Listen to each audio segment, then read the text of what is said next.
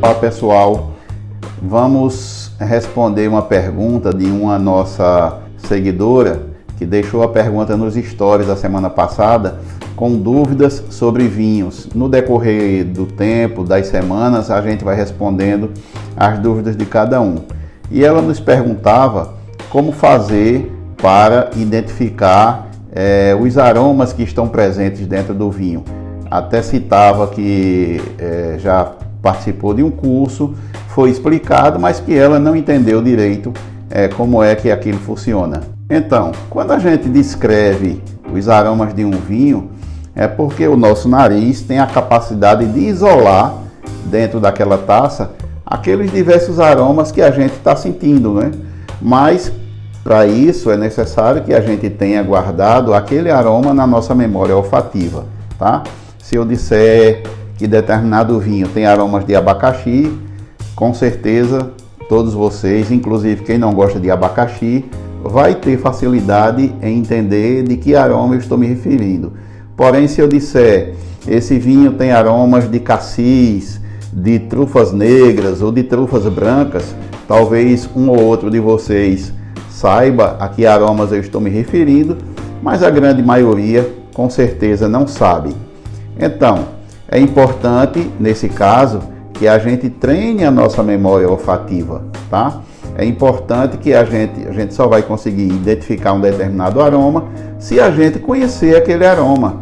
Por isso é importante quando vocês forem numa feira livre, no supermercado, ou quando se depararem com alguma fruta, verdura, algum legume, ou até mesmo um outro elemento que vocês não conhecem, sintam os aromas daquilo que vocês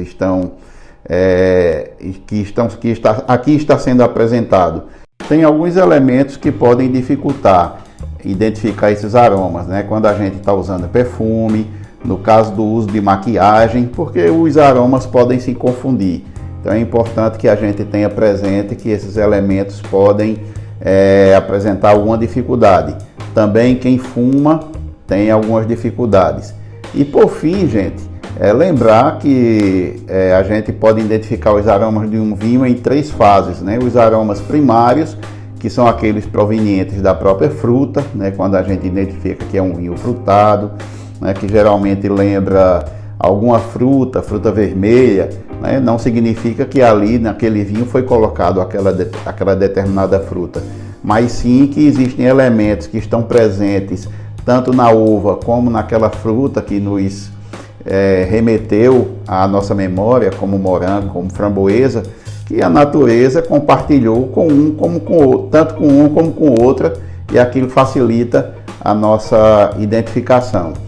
Os aromas secundários, que são aqueles provenientes do próprio processamento do vinho, né, do tempo que passou em barrica de carvalho, né, que vai adquirir ali talvez algum sabor de tostado, algum sabor diferente do que aqueles dos primários, né?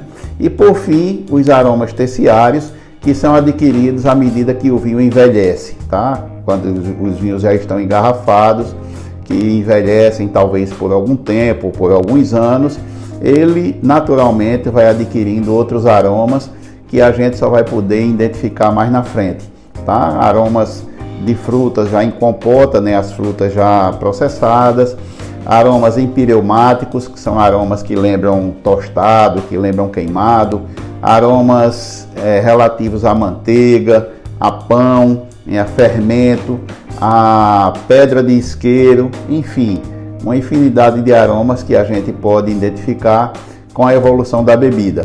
Eu espero ter ajudado, e se persistir alguma dúvida, por favor, deixem suas perguntas aqui embaixo, aqui nos nossos comentários, que a gente vai ter prazer em esclarecer para todos vocês.